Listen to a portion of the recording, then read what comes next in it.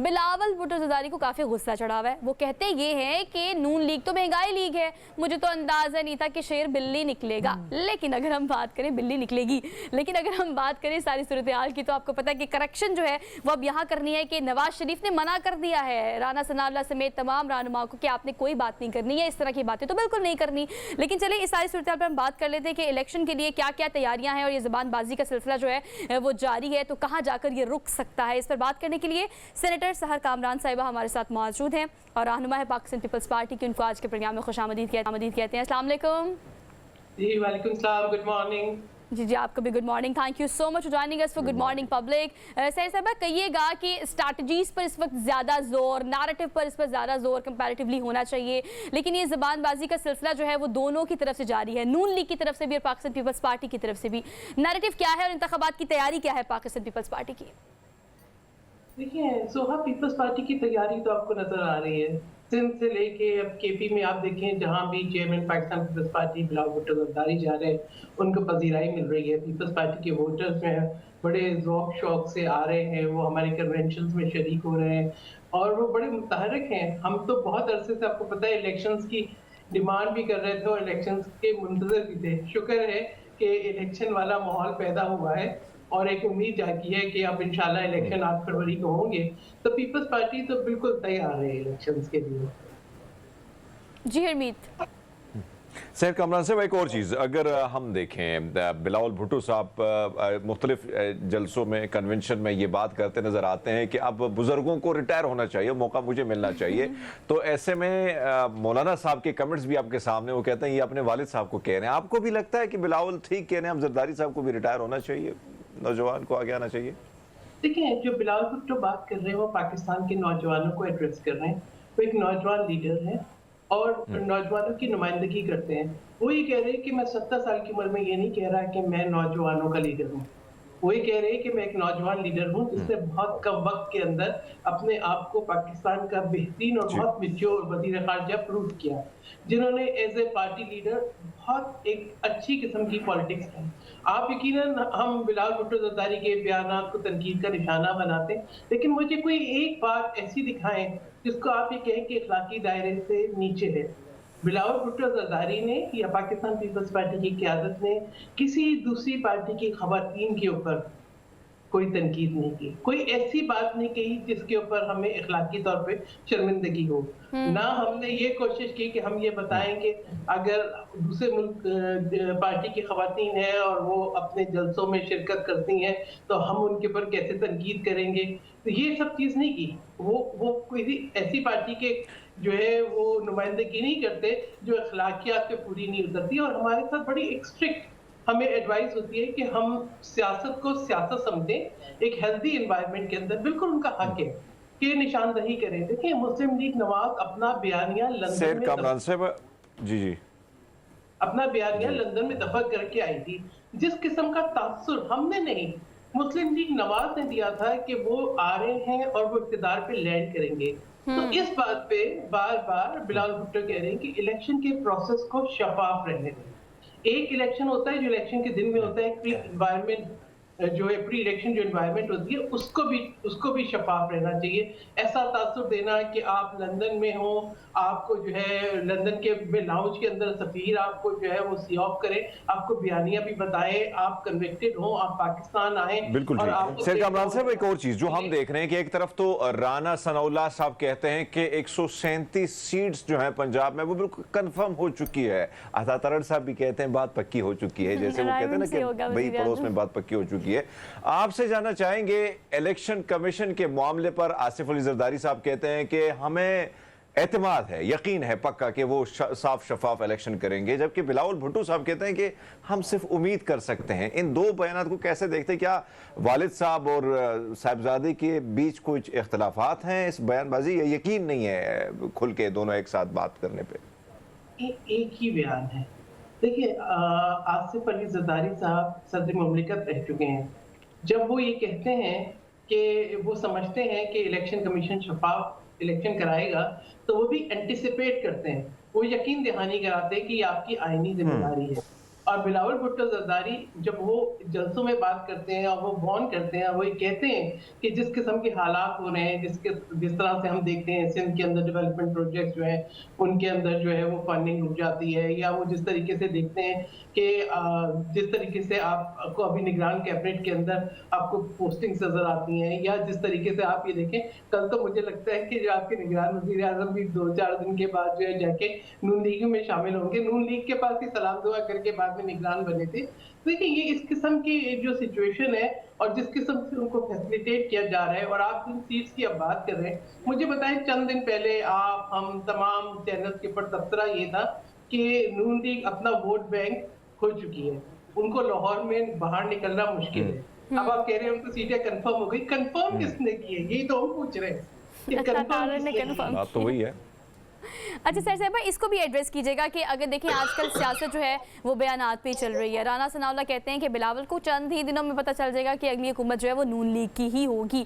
आप क्या समझती हैं कि अगर आजकल जो क्लियरेंस मिल रही है, वजारत उज़्मा के उम्मीदवार नवाज शरीफ जो वतन वापस पहुँच रहे हैं तो उनके लिए मैदान काफ़ी क्लियर किया जा रहा है। एवन फील्ड की बात करें, लजीजिया की बात करें, कल ही परसों मुख्तलिफ इस्लामाबाद हाई कोर्ट से सामने आ रही हैं चीज़ें, आप क्या समझती हैं कि वजारत उज़्मा के टारगेट को अचीव करने के लिए जो रिलीफ उनको मिल रहा है, इस पर आप और आपकी पार्टी क्या मौक़िफ़ रखती है? देखिए जो वज़ारत उस्मा उसी के पास जाएगी जिसको पाकिस्तान के अवाम वोट देंगे। हमें यही तो हमें तहफ़्फ़ुज़ात हैं कि आप इलेक्शन प्रोसेस को क्यों मुतनाज़ा बना रहे हैं। ठीक है, पीपल्स पार्टी के नज़दीक तो हमारा कैंडिडेट तो सिर्फ बिलावल भुट्टो ज़रदारी है। हमें पूरा यकीन है कि पीपल्स पार्टी एक अक्सरियती जमात बन के उभरेगी और बिलावल भुट्टो ज़रदारी इंशाल्लाह पाकिस्तान के वज़ीर आज़म होंगे। तो इसमें तो मैं समझती हूँ कि हमें कोई शक व शुबा नहीं है, क्योंकि हम देखते हैं कि हमारा वोट बैंक जो है बहुत फाल है, हमारे सामने हमारी कारकर्दगी है। हमने बदतरीन बारिश और सैलाब के बाद जो है आवाम को रिहेबिलिटेट किया है, और जिनके घर डैमेज हो गए थे उनको घर बना के दिए हैं, उनको खवातीन को जमीन की मिल्कियत दी है, थर से कोयला पैदा हो रहा है। सिंध वो वाहिद सूबा है जहाँ पे जदीद तरीन जो है वो state of the art free health care system है।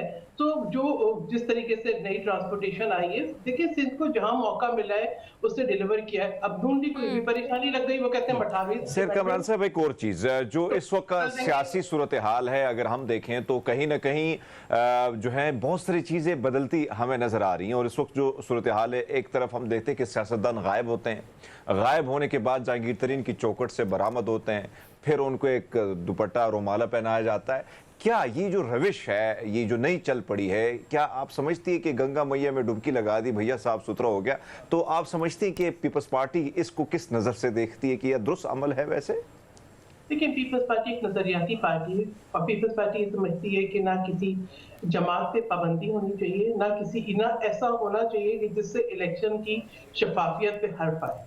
हाँ, अब ये है कि अगर मैं समझती हूँ अनफॉर्चुनेट वाकया जो है 9 मई का होना नहीं चाहिए था, जिसने जो है जमात और उसकी लीडरशिप के दरमियान इतने फासले पैदा कर दिए कि लोग उसका बोझ उठाने के लिए तैयार नहीं है। लेकिन सबसे पहले हम पाकिस्तान में सियासत करते हैं, सबसे पहले हमारा मुल्क है। अगर किसी से कोई गलती हुई तो मैं समझती हूँ कि इसमें भी कोई हर्ज नहीं है, आए कौम के सामने माफी मांगे अपने उन बयानात के ऊपर भी, जिन बयानात में आप ये कहते थे कि हम जो है जेल में बंद कर देंगे, हम आपको ईद की नमाज पढ़ने नहीं देंगे, हम आपको जो है घर से खाना नहीं देंगे, हम आपके बच्चों को मिलने नहीं देंगे, हम फरियाल तालपुर के ईद की रात जो है अस्पताल मुंतकिल कर देंगे जेल मैनुअल के खिलाफ। लेकिन ये तमाम बहुत तल्ख हक़ाइक़ हैं कि जिनको हम भूल नहीं सकते। लेकिन मैं कहती हूँ कि हमें आगे बढ़ना है, तो एक दफा जो है अपनी गलतियों का एतराफ करने में आइसोलेटेड अगर कोई लीडरशिप अपने आप को खुद करती है और वो ये समझती है कि कौमी सलामती के मामलात पे भी किसी के साथ बैठना नहीं है, तो मैं समझती हूँ कि एक ऐसी गलती है जिसकी कीमत कौन चुकाती है। सहर कामरान साहिबा, इसी बात को इस तरह से भी एड्रेस किया जा सकता है कि अगर हम बात करें आपके इंतखाबात की तैयारी की, तो अलायंस और कोलैबोरेशन भी एक मेन फैक्टर है आने वाले इंतखाबात की तैयारी का। आप क्या समझते हैं कि नवाज शरीफ की मुलाकात हुई फजलुर रहमान से, और मुलाकात के बाद उन्होंने फैसला किया कि दोनों जमातें एक साथ इंतखाबात में पार्टिसिपेट करेंगी और एक दूसरे का साथ देंगी। PDM में आप भी रही हैं और आपकी जमात भी रही हैं, आप क्या समझती हैं कि अब किस तरह से पंजाब से सिंध जाया जा रहा है, सिंध से फिर एक चक्कर बलोचिस्तान का लग रहा है, और सिंध से जिंद वाले जो है पीपल्स पार्टी जो है वो केपीके का रुख कर रही है, ये एक सर्कल चल रहा है जो काफी गैम्बलिंग हो रही है। आपकी कोलैबोरेशन हो सकती है अलायंस के लिए? क्या एक्सपेक्टेशंस है, क्या स्ट्रैटेजी है, या फिर सोलो फ्लाइट का मूड है आप लोगों का भी? देखिए, सबसे पहले तो आपने बलूचिस्तान का जिक्र किया तो मुझे बड़ी मजबूर हो गई आपको ये कहने के लिए कि आपको याद है कि जब यूसुफ रज़ा गिलानी का चेयरमैन सेनेट का इलेक्शन था, पीडीएम पाकिस्तान पीपल्स पार्टी नहीं बनाई थी। हाँ, तो बाप पार्टी से कैसे भूल सकते हैं, बाप को नहीं भूल सकते। हमें एक शो कॉज, यानी आप ही देखिए कभी ऐसा हुआ है किसी सियासी जमात ने किसी सियासी जमात को जो शो कॉज दिया, हमें शो कॉज दिया और एक ऐसे नहज पे ले आए कि जहां पे पीपल्स पार्टी को इसको खैराबाद कह के पीडीएम से अलग होना पड़ा। तो पीपल्स पार्टी पीडीएम का हिस्सा नहीं थी, कोलिशन का हिस्सा थी। तो अब मैं कहूंगी मियां मोहम्मद नवाज शरीफ को बाप मुबारक, अब उनको बाप मिल गया है। तो जिस बात के ऊपर उनके सारे उन्होंने इख्तलाफात पैदा किए थे, तो अब वो बाप उनको मिल गया। सर बाप से सुलह हो गई है ना, बाप से सुलह शेर कमरान साहब, एक और चीज, एक तरफ तो गिला शिकवा जो है हम देख रहे हैं कि आप लोगों की पार्टी कर रही है और गिला शिकवा पीटीआई भी कर रही है लेवल प्लेइंग फील्ड के हवाले से। पीटीआई अगर कर रही है तो उसमें पिशावर की कल हाईकोर्ट के सख्त रिमार्क्स भी हैं, वो आपने भी देखे होंगे, सुने भी होंगे। लेकिन ऐसे में अगर पीपल्स पार्टी की बात करें तो उनको तो कॉर्नर मीटिंग की इजाजत है, जल्द से जुलूस भी करने। पीटीआई वाले करते हैं तो फिर पुलिस वहां पे वैन लेके पहुंच जाती है। ऐसे में आपसे जानना चाहेंगे, मुसद्दिक मलिक साहब कहते हैं कि कहीं ना कहीं जो आप लोगों से वादे किए थे वो वफा ना हुए, इसलिए लेवल प्लेइंग का वो गिला कर रहे हैं आप लोग, ये वाला गिला नहीं कर रहे हैं। क्या अपनी बात मुकम्मल नहीं कर सकी थी। पहली बात ये कि देखें, पीपल्स पार्टी को अपने वोटर्स पर एतमाद है और पीपल्स पार्टी को चारों कुओं की जंजीर कहा जाता है। तो हम अपने वोटर्स पे डिपेंड कर रहे हैं। पीएमएलएन का सिंध में कोई वजूद नहीं है, उनको कोई वोट मिलने वाले नहीं है। तो वो अब जाके उस एमक्यूएम के साथ अलायंस बना रहे हैं जिसने बल्दियाती इंतखाबात का भी बाइकआउट किया था, जो खुद तितर बितर का शिकार है। ठीक है, तो ये 2018 के अंदर जेयूआई, पीटीआई, एमक्यूएम, जीडीए, ये फंक्शनल लीग, ये सारे सबने मिलकर पीपल्स पार्टी के खिलाफ इलेक्शन लड़ा था। इससे पहले भी हमेशा कोशिश ये रही कि सिंध के अंदर या पीपल्स पार्टी को कमजोर करने के लिए तकसीम की सियासत की जाए।